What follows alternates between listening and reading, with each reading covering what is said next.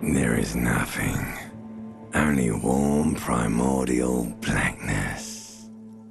Your conscious ferments in it. No larger than a single grain of malt. You don't have to do anything anymore.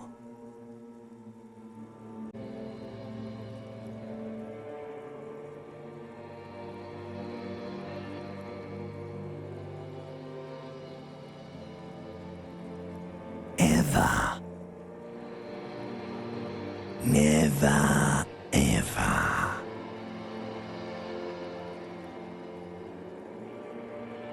Never, ever, ever, baby.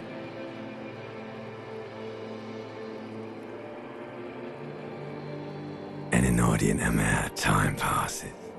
It is utterly void of struggle. No ex-wives are contained within it.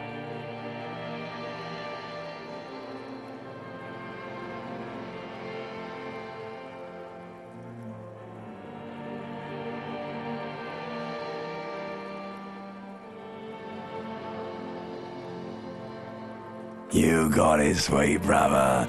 Nothing upon nothing upon nothing. I know you do, baby. I know. Coming right up, sir. Smooth passage.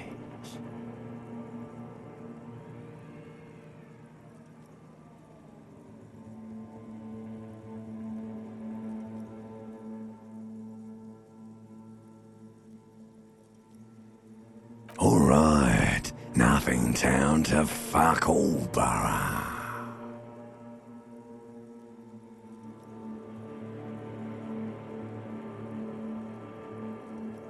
Do you want me to upgrade that to a one-way trip, sir?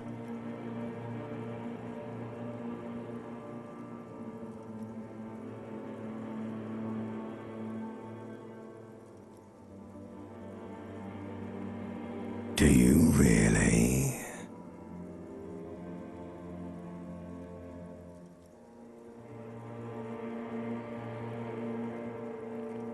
The song of death is sweet and endless. But what is this? Somewhere in the sore, bloated man meet around you. Like a fly to the ointment, your conscience sticks to it. The limbed and headed machine of pain and undignified suffering is firing up again. It wants to walk the desert, hurting, longing, dancing to disco music.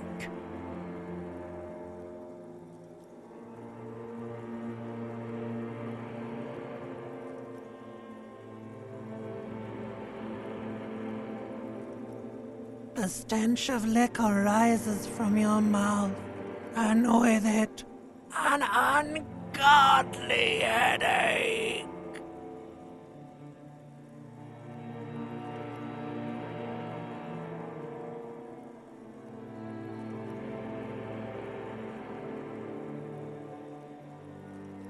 A fiery streak penetrates your skull, trying to force your eyes open. It's a sound, a clarion call from hell. Somehow, you know what it is. A Caprice Canema motor carriage.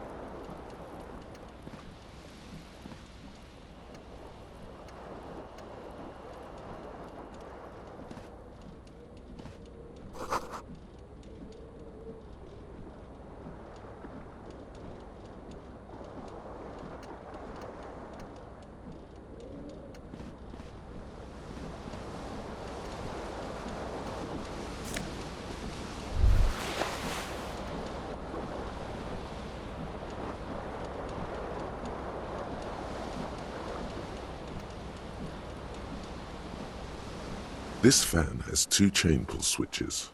One ends in a tiny fan, the other in a light bulb. A truly horrific necktie has somehow attached itself to one of the blades.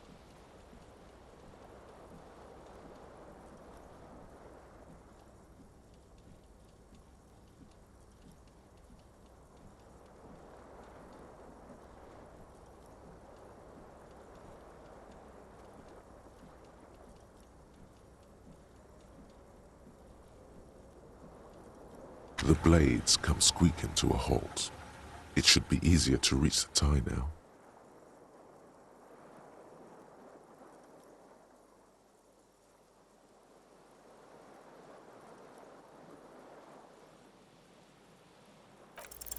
You swoop up and catch the tie. Snap! It's released from the blade. What you have in your hand is a truly hideous necktie, with 4 or 5 different patterns. The knot reminds you of a noose.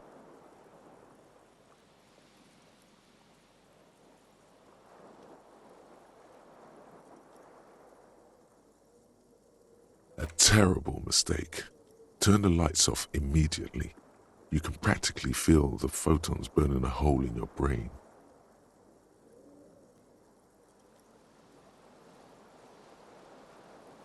Your eyes burn with photosensitivity.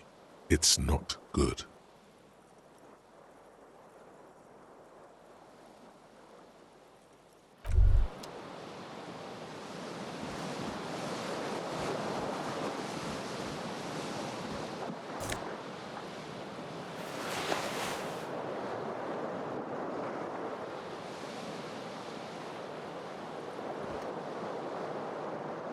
You hear a jingle.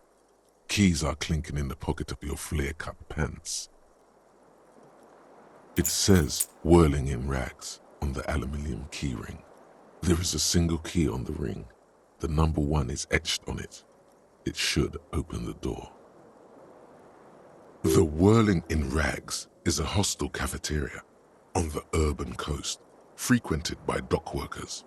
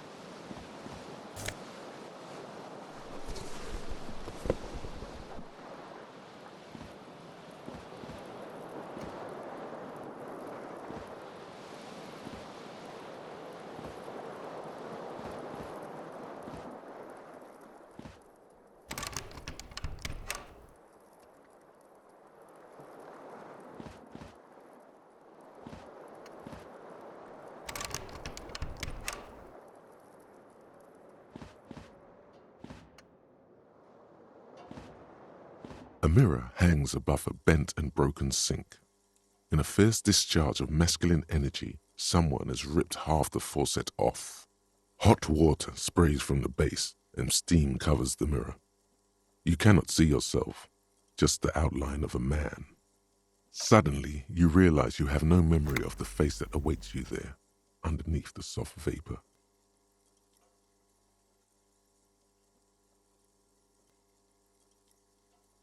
As you slowly reach your hand towards the surface of the mirror.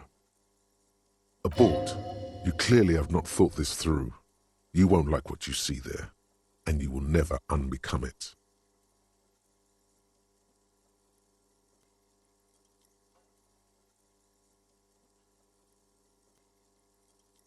Behold.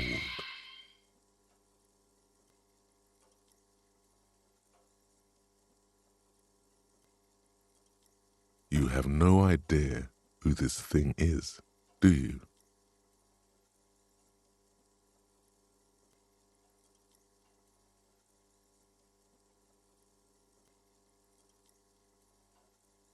Whatever it is, at least it's dead now. There's clearly rigor mortis on your face. Oh wait, is that an expression? Are you trying to make an expression with that face?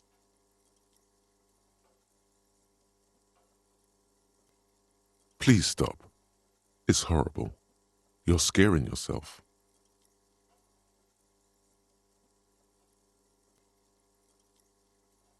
Oh my God. You can't stop. It's like it's not even voluntary anymore. You have worn that grin into your face, and now what does it even mean? What is the emotion you're trying to convey?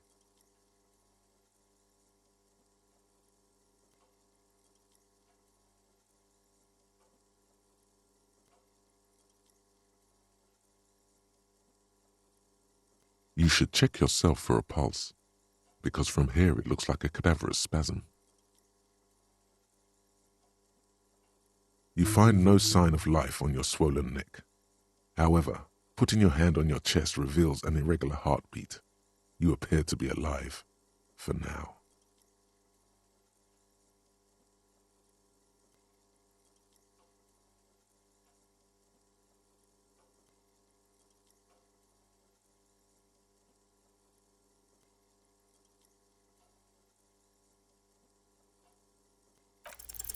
It belongs in the new, the third decade of the current century.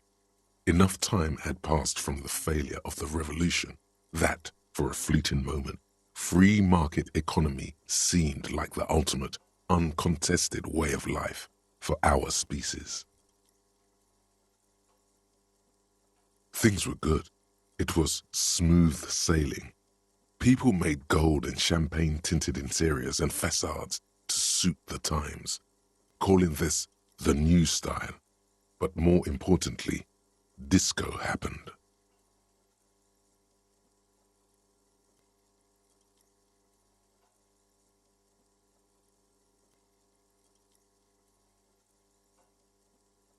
For Revachol, your city, that meant only one thing. Guillaume Lamillion.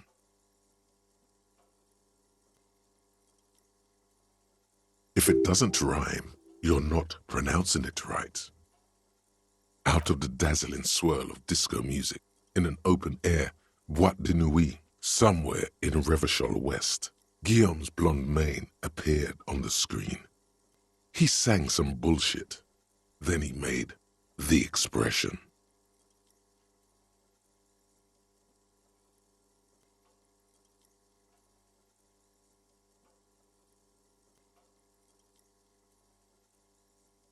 Some 20-odd years. There is a vast ocean of time between right now and the expression. Looking good on you, or anyone. Humanity has run aground in that time. It's a different world now. The expression is a relic.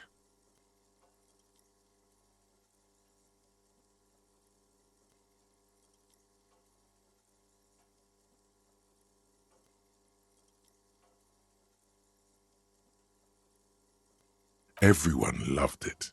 Maybe you thought some of the stardust would rub off on you. Maybe it did. Either way, it's all gone now. Only the grimace remains.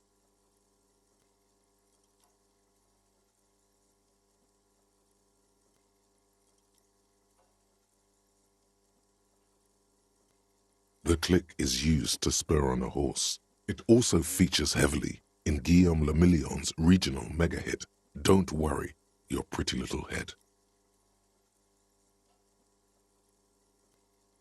You have some understanding of the near history of disco. The rest is darkness, aside from the useless fact that the motor carriage outside was a Caprice Canema.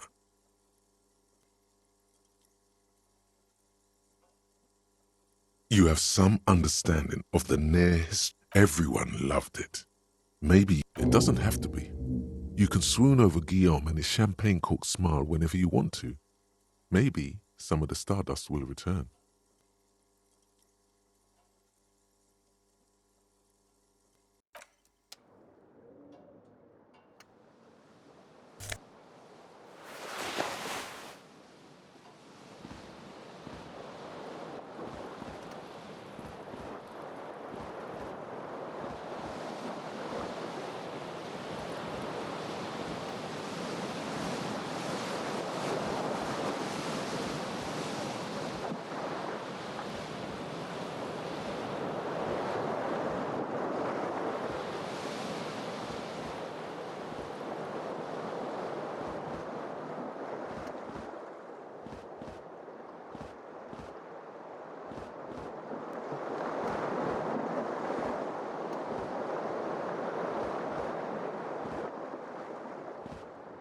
window stands broken in its frame. Cold wind blows in.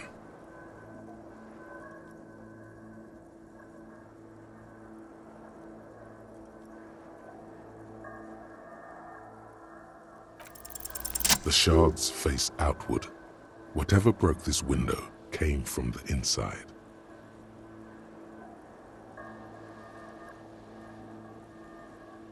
A fine web of scarring covers the back of your right hand, but none of it is recent. More likely a projectile than a held object. There are no fragments on the floor from pulling a tool back in after impact. Something you've done before. It is too large for a bullet, yet too small for a piece of furniture. You're looking for something heavy and larger than your fist.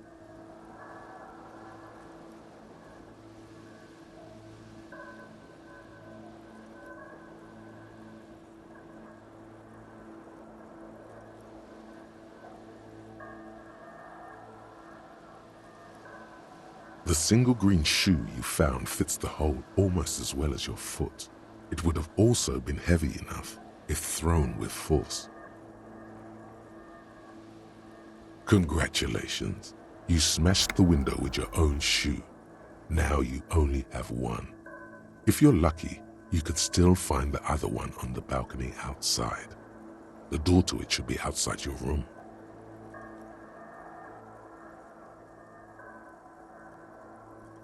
You mean someone else took your shoe off and smashed the window with it? This person also forced the drinks on you. A cool wind gushes in. Your toes curl up from the cold.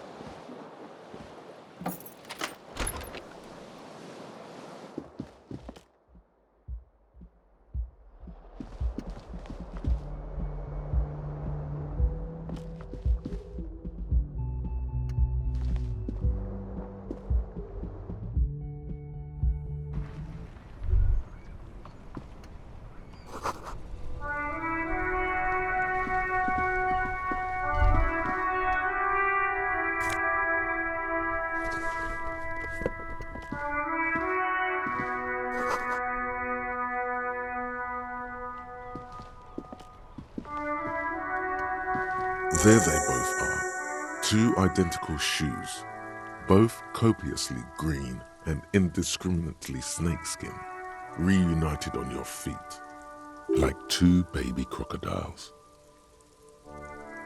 Good, they're balanced, comfy. Feels like the only good thing about you right now, truth be told.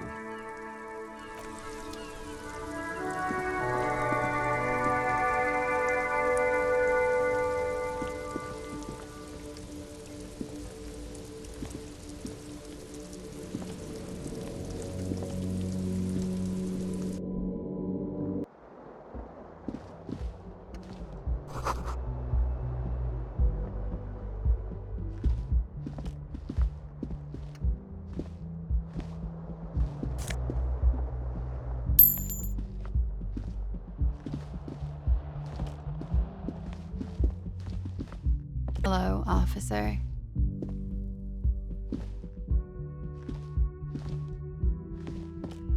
The young woman raises a cigarette to her lips.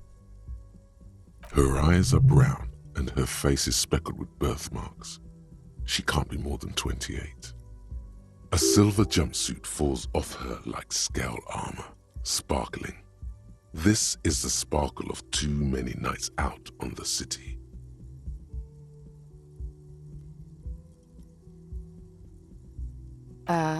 No.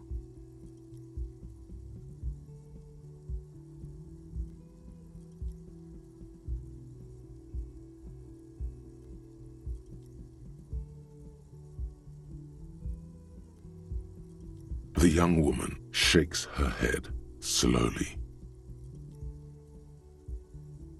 Officer could be an artistic statement, a claim to official renown.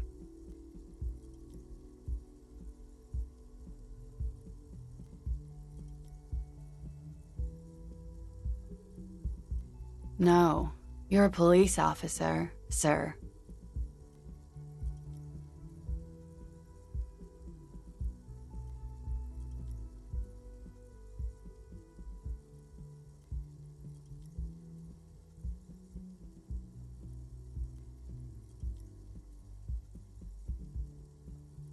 I'm not, unless you've been shitting us all this time.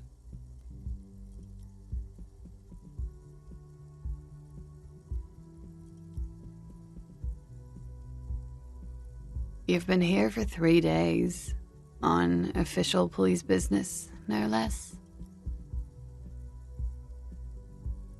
Couldn't say.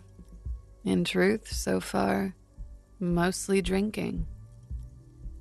You have no doubt about the drinking, but do you strike yourself as a tight-lipped drunk? She must have heard something.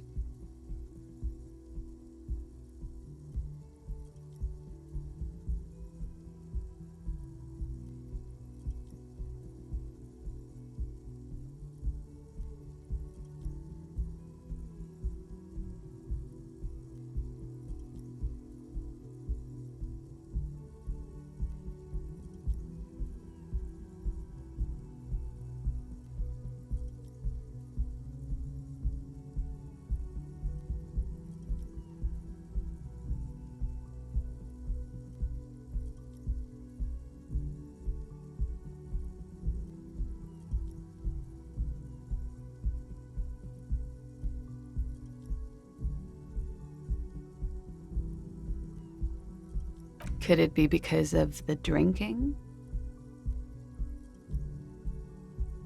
She hasn't had time to put her makeup on. This is her morning cigarette. She looks tired, her beauty waning faster than it ought to at her age.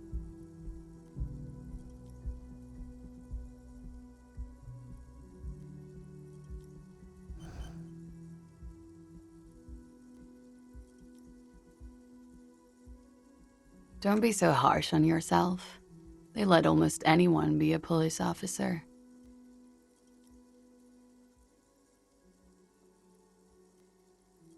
Could it be because of the drinking? She hasn't had time to put her makeup on.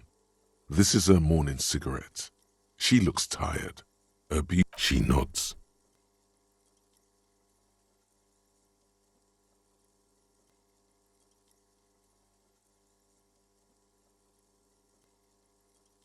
There's a mercenary out back. He's been hanged. The body has been there for a week now. The locals probably got tired of it and called the cops.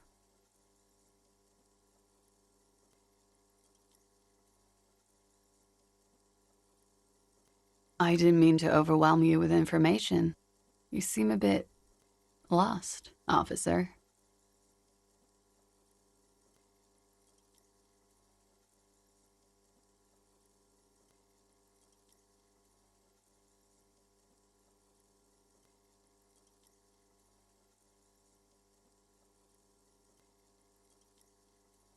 Of course. Be careful, officer. They don't like the police around here. Something stirs in you as she's about to go. Call it an instinct, a need. The need to ask questions. It's like you said the words 1,000,000 times before. She looks back at you, a light glinting off her eyes.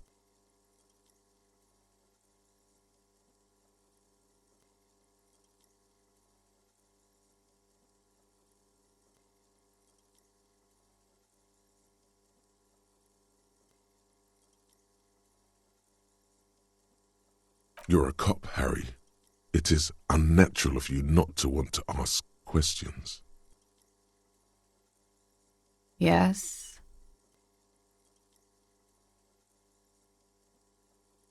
The dock workers are pretty cocky. They think they're police enough. At least here on the coast. I can't say about the rest of the city. You're in a hostel, sir. We are in Revachol. Revachol is the disgraced former capital of the world, divided into zones of control. under foreign occupation. Half a century after a failed world revolution, she is central to our moment in time.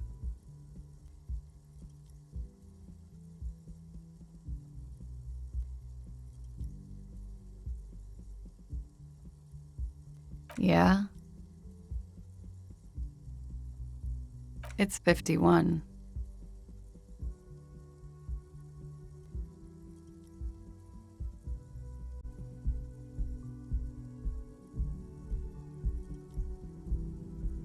The current century?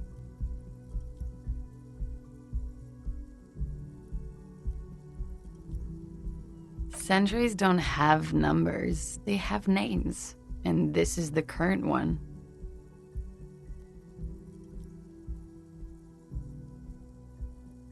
Civilization has existed for 8,000 years, sir.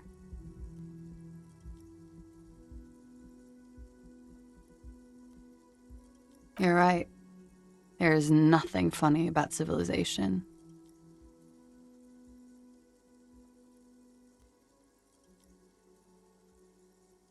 There was the usual ruckus, loud disco music. I couldn't say. It's impossible to hear people speaking from over here.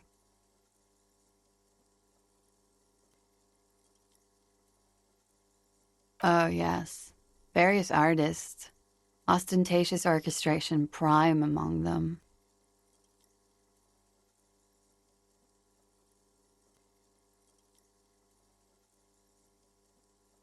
Oh, that.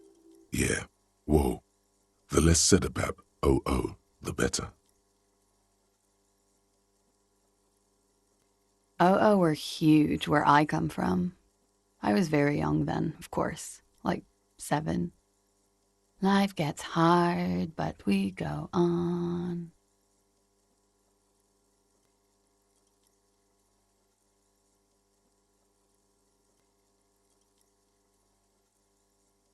I don't know about that. At around 2 o'clock, the disco stopped, and there was a change of pace. A slow, sad song started playing, like organ music on repeat. That went on for quite a while. Some of the time, you were yelling along to it.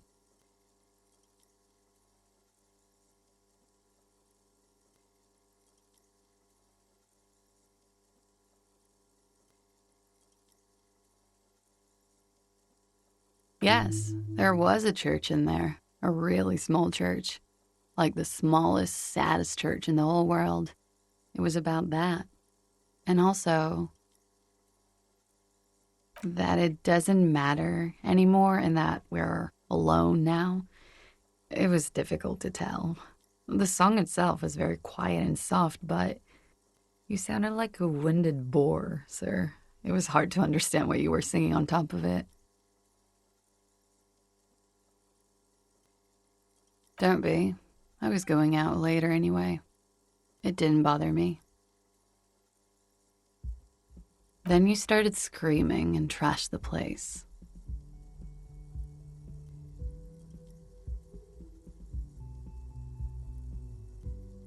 No, it didn't sound like there was a fight. It sounded like someone was trashing their room.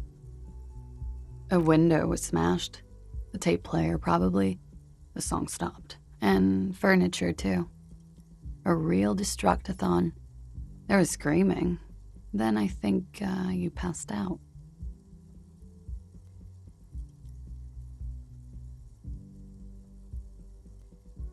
There was. I think you screamed that you didn't want to be this type of animal anymore. I may have misheard, but it was sort of memorable. I went out afterwards. Everything was quiet by then, around 4 or 5. And that was it.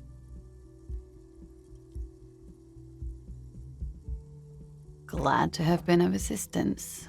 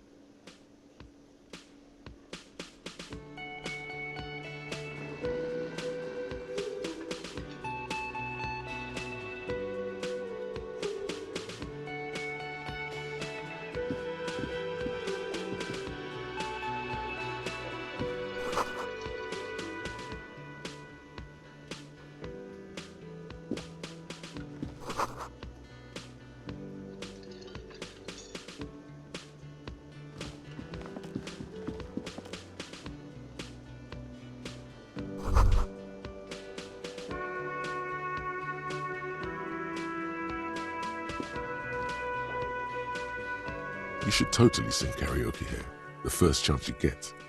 Your emotions need to be expressed. People need to know your vast, oceanic soul.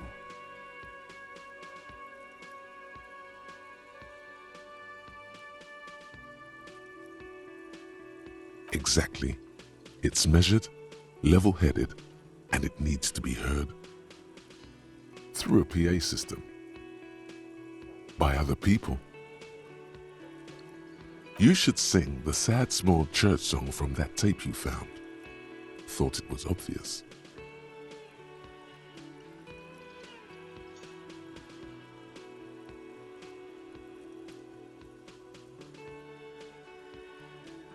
No, don't sing the happy song.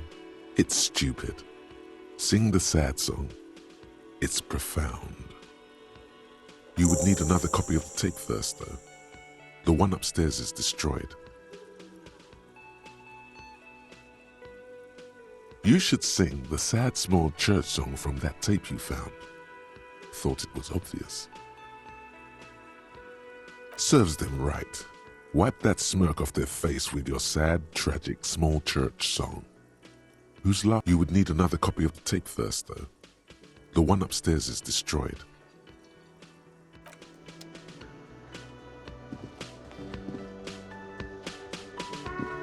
A man in his late 20s stands behind the counter, inspecting a stuffed seabird. As you approach, he gives you a sideways glance, then looks down again.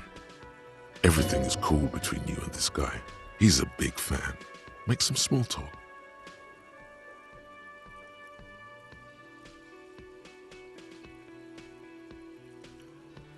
No, I'm not the bartender. I'm the cafeteria manager. He's very animated all of a sudden. This seems like a touchy subject. I have 3 cafeterias to manage. 3. Sylvie tends the bar here, not me. I'm only standing in. She just, you know. His eyes dart from left to right. This man isn't lying, but he is hiding something. So now you're a cop. Oh, forget it.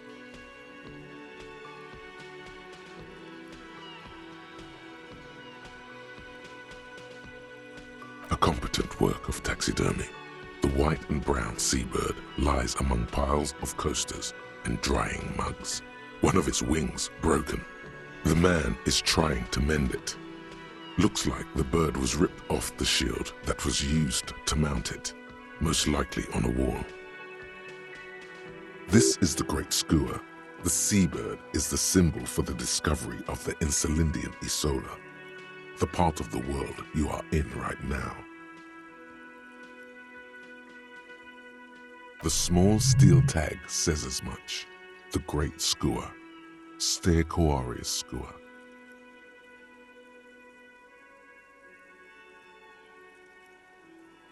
Look, your buddy is over there.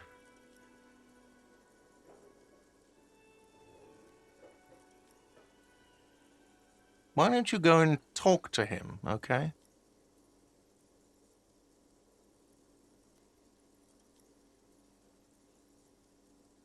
He pretends not to hear you, concentrating on the bird instead.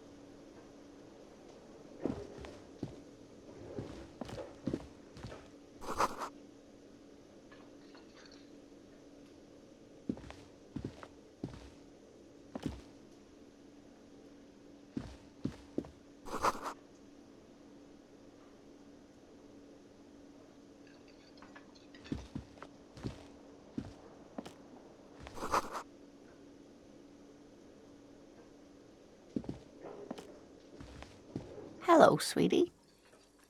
You shouldn't keep your colleague waiting.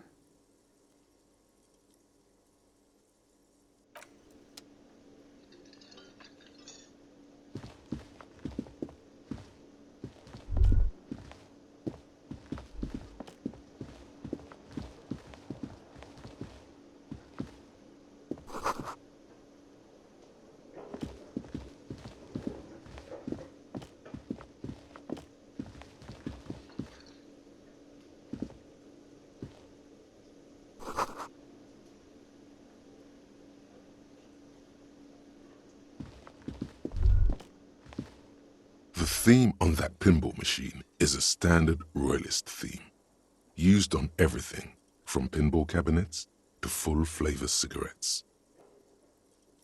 Clinging to a picture book version of the past century, waiting for the king to come back and cast out all the profiteers and homosexuals. Basically, imagine a yellow plastic crown with a liquor brand emblazoned on it.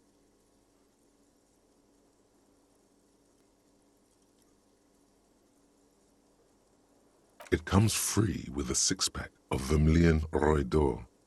The words Roy d'Or are stamped into the crown's plastic. The contemporary period stands still. The fated carousel of progress that doomed the royalists is itself winding down. Our time is decelerating into what? No.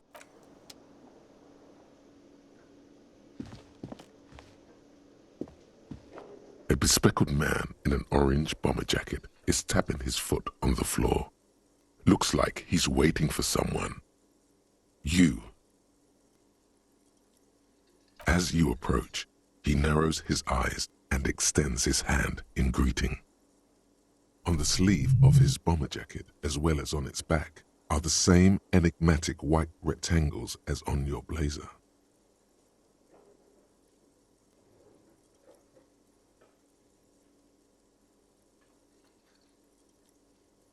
Hello, I'm Kim Kitsuragi, Lieutenant, Precinct 57. You must be from the 41st. You realize he's waiting for your name.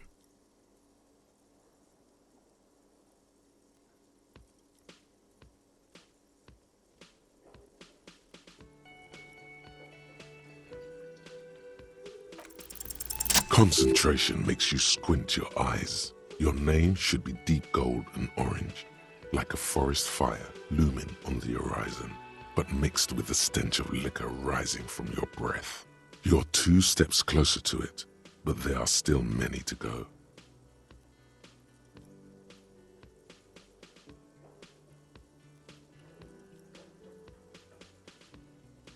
Very well, officer.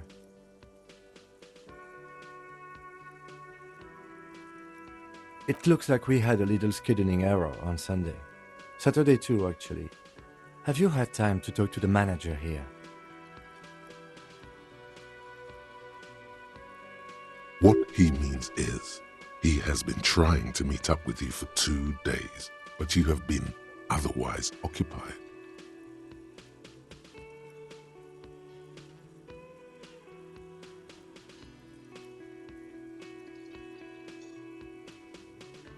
If you don't mind, we should talk to him again. Ask him for a rundown of the area. Now that I'm here as well. I understand the scene is out back, right?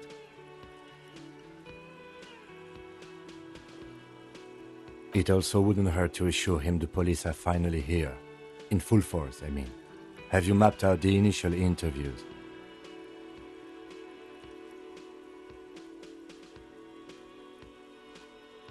Okay, we'll have time for that after we take a look at the coroner's case. Have you removed the dead body from the tree?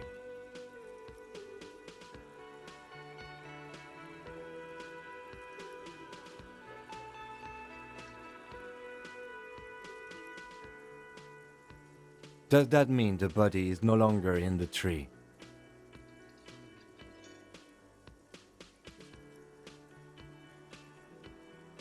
Sure, but did you take it down from the tree?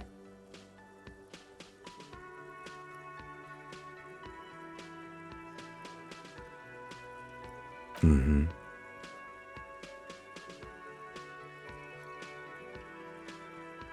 So, the body is still in the tree, where it has been hanging for 7 days straight. We should go there as soon as we are done talking to the owner.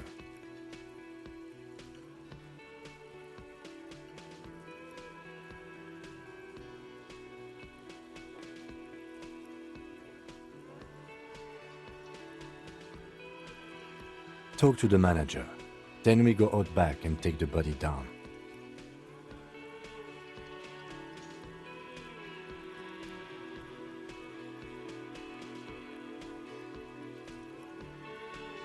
We all feel that way sometimes. There is no such thing as a police officer, I'm afraid. What remains is that there is a dead body in the tree.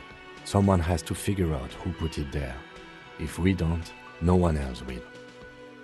And then, soon after, dead bodies would be dangling from all the trees. But first, we have to take it down.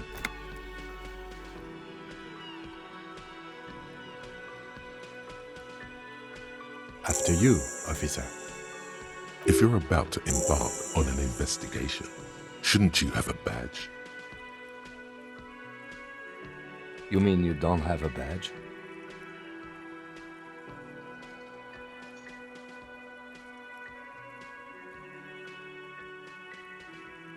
Oh, if you didn't have your badge, then that would be very bad. You would need to report it on my shortwave. But since you do have it, we can go straight to the task at hand.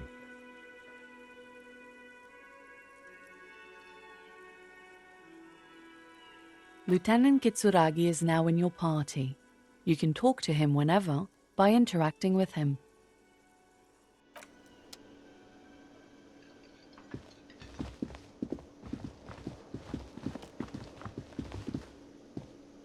The man with the unimpressive beard notices you approaching. He drops the ledger he was holding and turns to the lieutenant. Mr. Gart, right? You run this place. Yes. I am Kim Kitsuragi from Precinct 57. This is an inter-district investigation, so joining me from Precinct 41...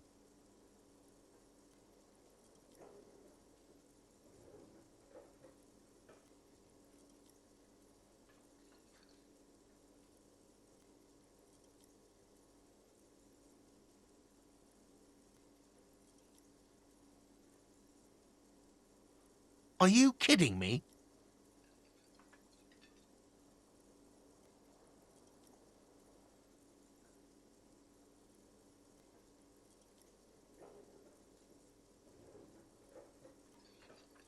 It's you. It's obviously you. You smell like liquor. And you're orange. See? Everyone agrees it's your color scheme. We're on the right track with this name thing. Is this what you get when you call the police now? We've been waiting for a week here.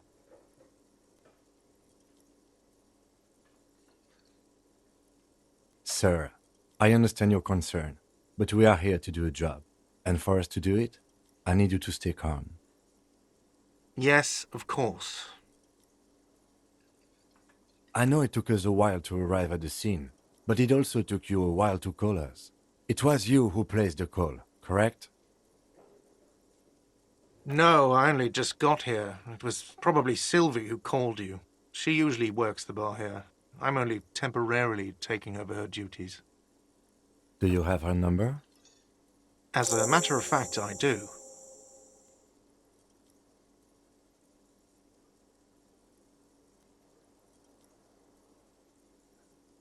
This sounds like something you can use to call this Sylvie later. You said you just got here. From where? Are you a local? What, of Martinez? No, I live in Jamrock. I only sometimes come here to keep an eye on the place. This is just one of the many cafeterias I manage. But you still know your way around, yes? In case we need directions. Yes, I know where some things are, but as I said, I don't live here. I just used to work here. And I'm not going to start working here again, if that's what you think. I didn't imply that. Detective. He probably means this is where you step in and ask your questions.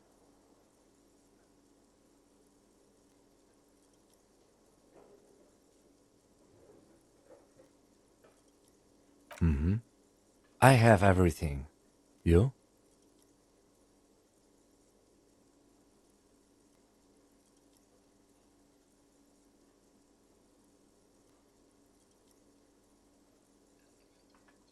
Yes, he means, do you have questions for me, like a police officer would?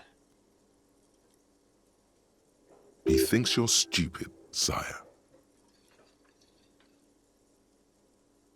Ask him about the body's location before asking if he killed him. People give up information in the more innocuous questions, which you can later use in the more sinister ones, not vice versa.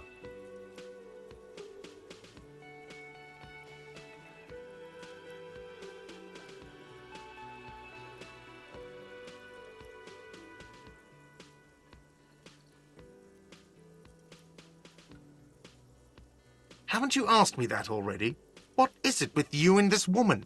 She has nothing to do with this.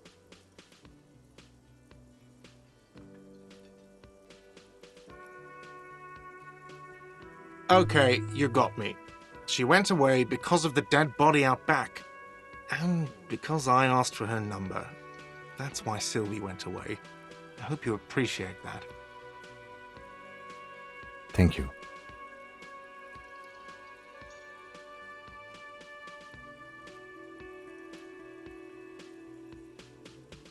Is it? Because I thought you were supposed to be investigating the lynching, not my employer conduct.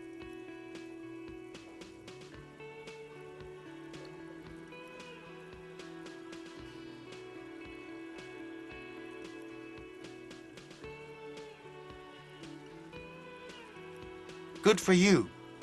Was there something else? I'd like to get back to what I was doing. Behind this building, there's a courtyard. They hoisted him up on a tree there. That's easy. See that door there? First you exit through that. Then to your right, you should see a big hole in the fence. A really big one. You can get to the courtyard through there. No need for the keys. The hole is big enough for the Franco-Nigerian cavalry to fit through. This man means the heavy cavalry of the innocents Franco-Negro, sweeping over the plains and nations of the enemies of mankind. 5th century style, unified currency and the concept of cool came in their wake. They wore lamella and carried guns. But first and foremost, Franco-Nigerian heavy cavalry was really, really wide. That hole in the fence must be enormous.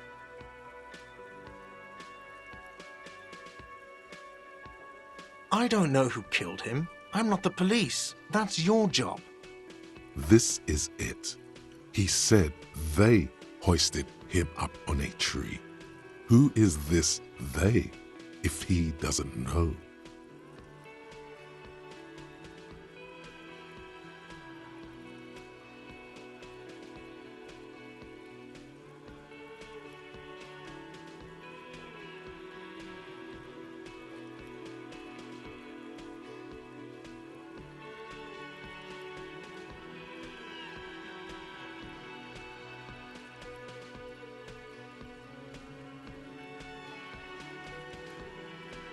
The lieutenant turns the page in the little notebook he's been scribbling in.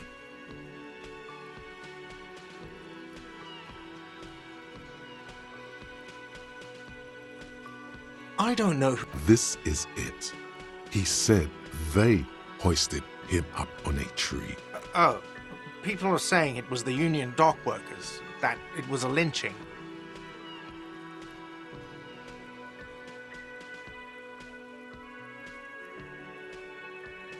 The locals, the customers, the people who eat here, a lot of dock workers eat here. Sylvie told me everyone knows the dock workers did it. Did the debarders themselves tell her this, or is it a rumor? I don't really know.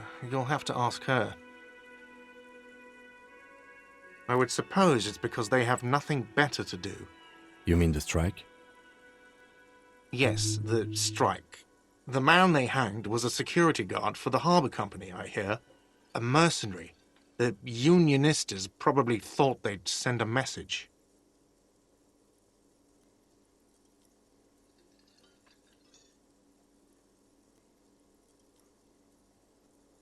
What are you, crazy? Of course I didn't kill him. The lieutenant turns the page in the little notebook. Let's go. Not so fast. You owe me 130 real.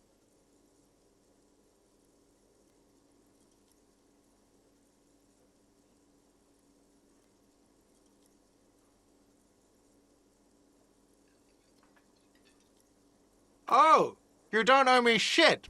Well, officer, you're right. You don't owe me shit, you owe me money. We do not need to assert ourselves here. We only need instructions from him. This is the proprietor, remember?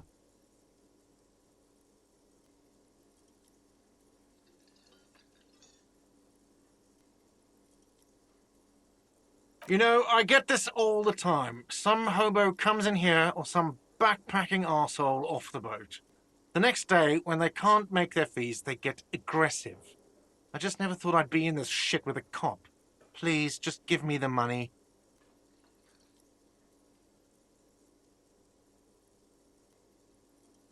Let's see. 3 nights at a tariff of 20 real comes to 60 real. Then there's the window you annihilated. The hole in the window was the first thing I saw when I came to work. So don't try to tell me you didn't. That will be 40 real in damages. Another thing you've annihilated is half the bar. You've run a tab of 30 real. Actually more, but we'll round it down to 30 for your hard work maintaining the stability and order of Revachol. That's 60 plus 40 plus 30 equals 130 real. And yes, real is still money.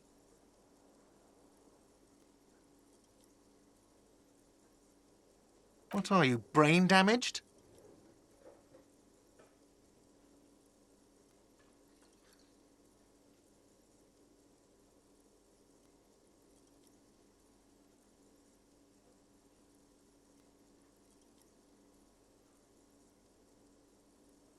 Money is what grown-up people use to pay for things. Things like this hostel room, or 8 bottles of potent blend, and 9 packs of Royal Extra. We use it for everything, really.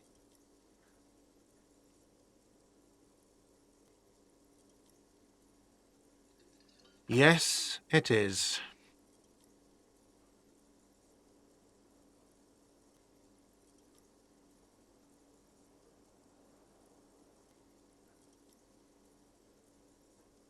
No, you see, that's 40 cents. Cents are a form of currency 100 times smaller than the real. I'm not even going to take this. Come back when you have 130 real.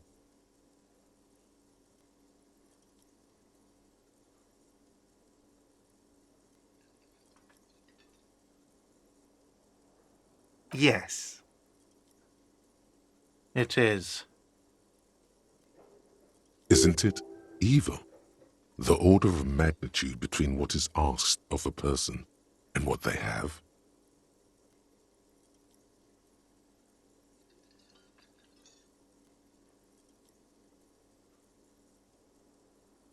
There's a shuffle of nylon as Lieutenant Kitsuragi